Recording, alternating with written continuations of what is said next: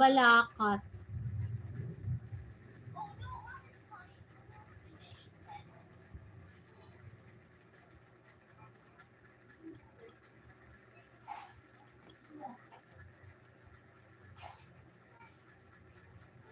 Pero nakabuhay naman ako dito sa Cebu,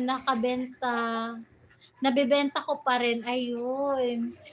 Opo, pagka naman po, anong tawag nila nun, pagka pumalamig yung kamay mo talaga sa halaman, kahit mahirap siyang mabuhay, kung malamig yung kamay mo sa halaman, ano po, makakabuhay ka po talaga.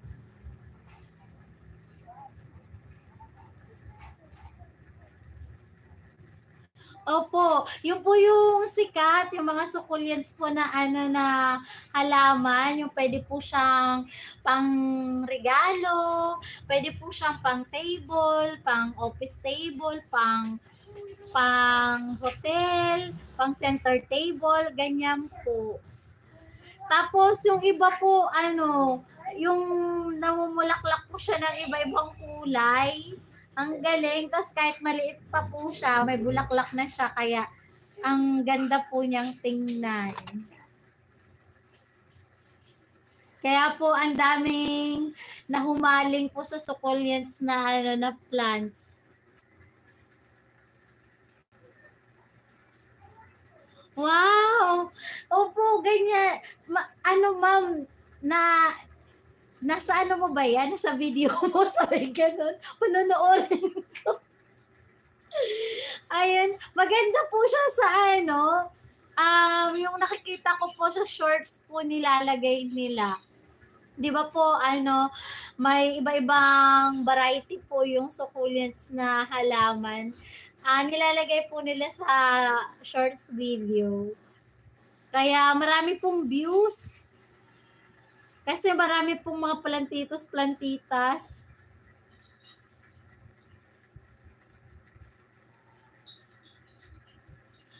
Sige po.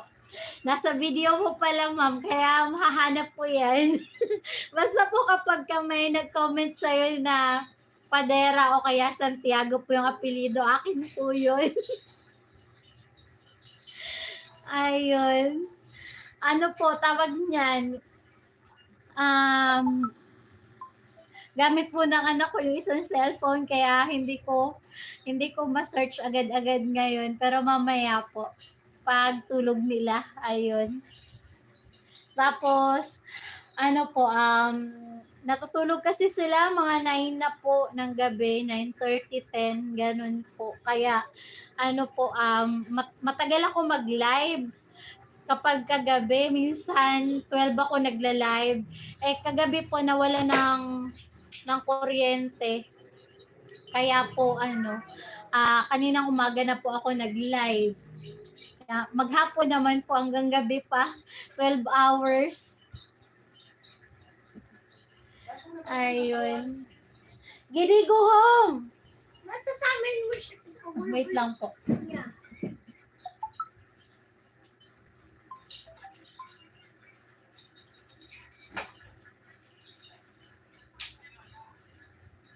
Di!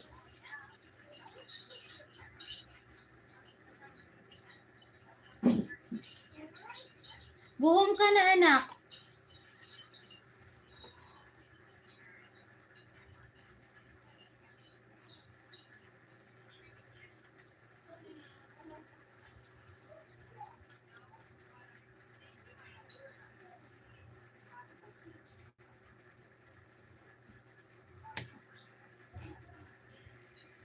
Saan ka pala ngayon si Sonora? Dito po ako sa Nueva Ecija po. Cabanatuan City, Nueva Ecija. Pero ano po, taga Masbate po ako. Dito lang po ako nakapag-asawa. Kaya Bisaya din ako. Naintindihan ko yung mga sinasabi ni Ma'am Pamela kanina. Kay Kuya. Kay Kuya.